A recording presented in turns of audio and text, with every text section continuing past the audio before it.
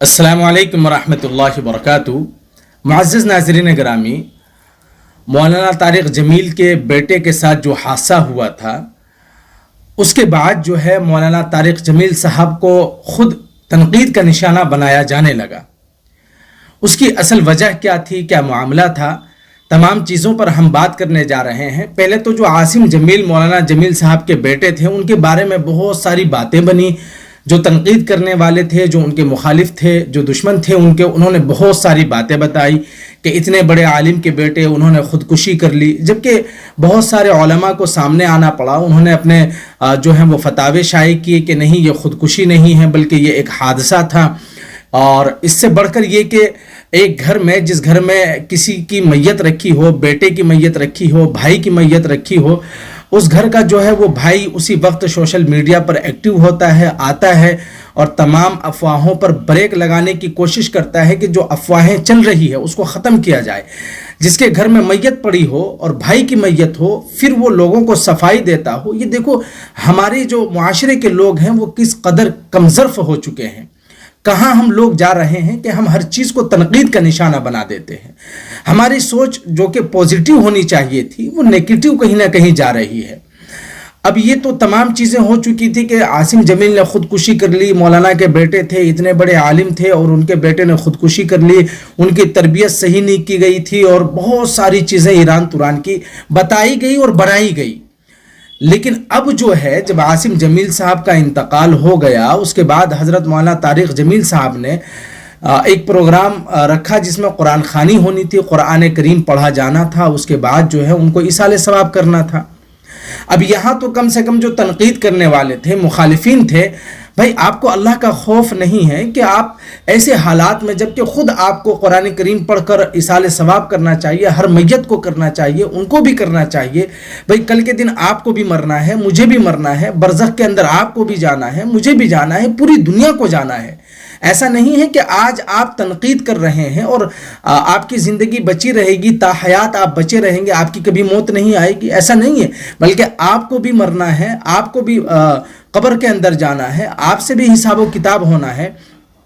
ایسے حالات میں آپ تنقید کر رہے ہیں، ان کے اوپر تنقید کا نشانہ بنایا جا رہا ہے کہ دیکھو جی دیکھو، حضرت مولانا طارق جمیل صاحب نے قرآن خوانی کر لی اور ان کے علماء تو جو ہیں یہ فتوے دیتے ہیں کہ قرآن خوانی جائز نہیں ہے۔ یہ کچھ دیگر طبقے کے لوگ جو ہیں اس پر فتوے شائع کرنے لگے۔ بھائی ہمارے کسی عالم نے یہ نہیں کہا کہ قرآن خوانی جو ہے وہ کرنا جائز نہیں ہے۔ اب دارالعلوم دیوبند کا جو ہے وہ فتویٰ اٹھا کر دیکھ لیجئے، دارالعلوم کراچی کا جو ہے وہ آپ جو ہے وہ فتویٰ اٹھا کر دیکھ لیجئے، بنوری ٹاؤن کا فتویٰ اٹھا کر دیکھ لیجئے، آپ کہیں کا بھی آپ فتویٰ اٹھا لیجئے، کسی بھی کتاب کا ہمارے کسی بھی عالم نے یہ نہیں کہا کہ قرآن خوانی کرنا ناجائز ہے۔ اس کی کچھ شرائط ہیں، بھائی اس پر اجرت نہ لیا جائے، وہ صرف للہیت کے لیے ہونا چاہیے، خالصتاً اللہ کے لیے ہونا چاہیے، ایصال ثواب کے لیے ہونا چاہیے، اس میں کوئی نیت ایسی ویسی نہ ہو۔ تو قرآن خوانی تو بالکل جائز ہے، لیکن اس طریقے سے تنقید کا نشانہ حضرت کو بنانا ہے کہ جی حضرت نے تو جو ہے وہ غیر شرعی کام کر دیا، جو جائز نہیں تھا اس کو جو ہے وہ لاگو کر دیا حضرت نے۔ حضرت اپنے گھر میں قرآن خوانی کرا رہے ہیں۔ بھائی یہ اتنی ذہن آپ کی گر چکی ہے، اتنے کمظرف آپ ہو چکے ہیں، آپ کو یہ بھی معلوم نہیں کہ قرآن اگر پڑھ کر ان کو ایصال ثواب کر دیا جائے میت کو، اور پوری دنیا کی امت کے لیے، پوری دنیا کے مرحومین کے لیے دعا ہو جائے، تو یہ غلط ہے یا صحیح ہے؟ آپ خود اس کا فیصلہ کیجئے گا، آپ خود سوچئے گا اس کے اوپر کہ ہم کہاں جا رہے ہیں، کس راستے پر جا رہے ہیں، کس وے پر ہم جا رہے ہیں۔ بھائی کم سے کم کسی بھی اینگل سے آپ سوچ کر دیکھیں تو یہ تو کہیں سے کہیں تک بھی جس طریقے سے آپ کہہ رہے ہیں نہیں بیٹھتا کہ بھائی قرآن خوانی کرنا جائز نہیں ہے۔ ہمارے تو کسی فتاوے کی کتاب میں یہ چیز ملتی ہی نہیں ہے کہ قرآن خوانی کرنا جائز نہیں ہے۔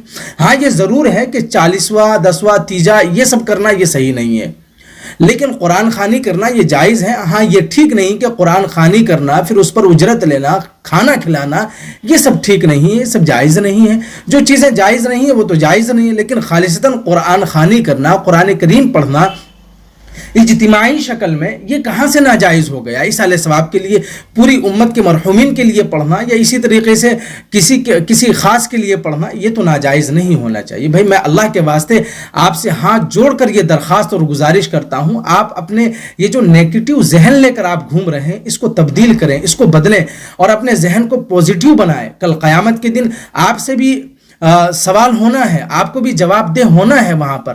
کل قیامت کے دن اللہ تعالیٰ آپ کا گریبان پکڑیں گے کہ آپ نے ایک ایسی بات دنیا کے اندر پھیلا دی تھی جس سے بہت سے لوگوں کا ذہن اور عقیدہ خراب ہو چکا تھا. کل قیامت کے دن آپ کی پکڑ نہیں ہوگی. کیا آپ کو مرنا نہیں ہے؟ پوری زندگی تا حیات جو ہے آپ کو دنیا کے اندر رہنا ہے. اپنی آخرت نہ بگاڑیں کسی کے اوپر تنقید کر کے وہ اچھا ہے یا برا ہے.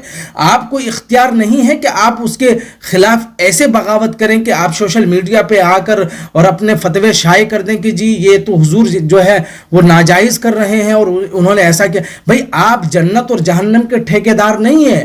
آپ اچھے برے کا اختیار اللہ نے آپ کو نہیں دیا کہ آپ جنت اور جہنم کا فیصلہ کر دیں گے کسی کے لیے.